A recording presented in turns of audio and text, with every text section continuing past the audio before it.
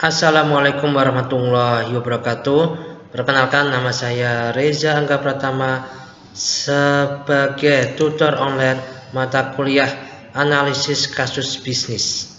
Pada sesi ini kita akan mendiskusikan perencanaan kapasitas dan manajemen sediaan dalam analisis kasus bisnis.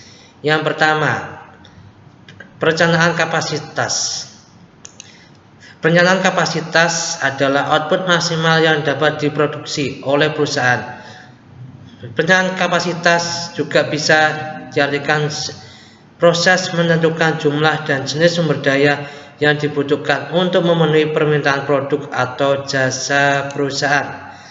Tujuan perencanaan kapasitas itu adalah memenuhi permintaan, efisiensi operasional, kepuasan pelanggan, pengendalian biaya. Kemudian faktor pertimbangan. Faktor pertimbangan di sini ada permintaan pasar, teknologi, tenaga kerja, dan fasilitas.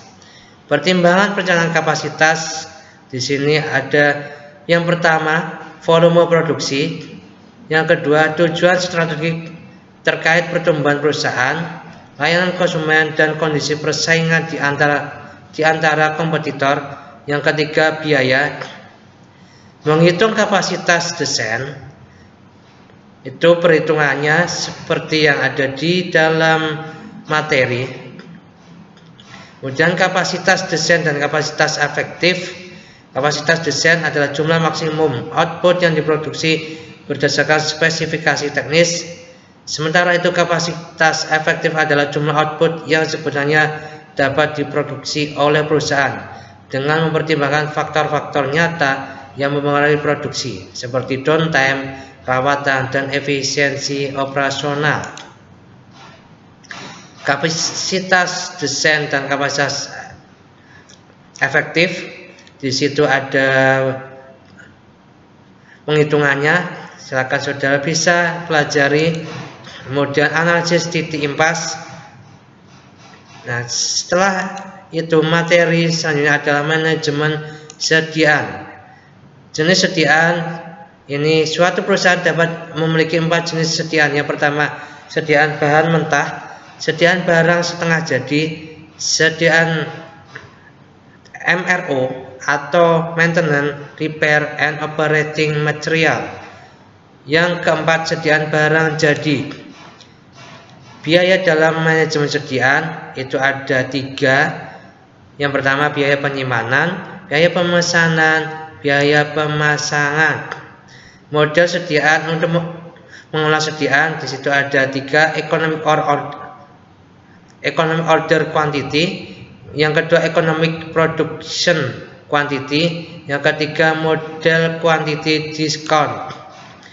Economic order quantity adalah model yang digunakan dalam manajemen persediaan untuk menentukan jumlah pesanan yang optimal agar biaya total persediaan termasuk biaya pesanan dan biaya penyimpanan dapat diminimalkan. Kemudian economic order quantity, di situ ada penjelasan lagi yang memperhitungkan pertama permintaan tahunan, biaya pemesanan, biaya penyimpanan. Economic production quantity adalah konsep yang mirip dengan economic order quantity, tetapi dirancang khusus untuk situasi di mana barang diproduksi secara internal dalam proses produksi, bukan dibeli dari pemasok.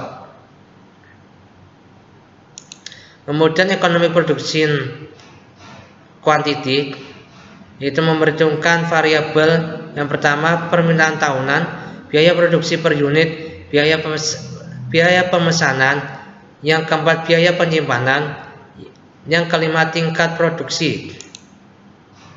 Economic production quantity, model ini memperhitungkan beberapa variabel. Yang pertama, harga satuan, diskon harga, biaya pemesanan, yang keempat biaya penyimpanan, yang kelima permintaan tahunan.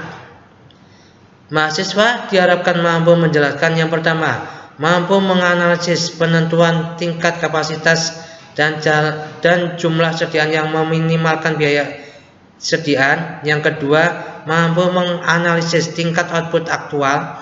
Yang ketiga, mampu menganalisis titik impas. Yang keempat, mampu menjelaskan penentuan lokasi dengan menggunakan metode center of gravity methods.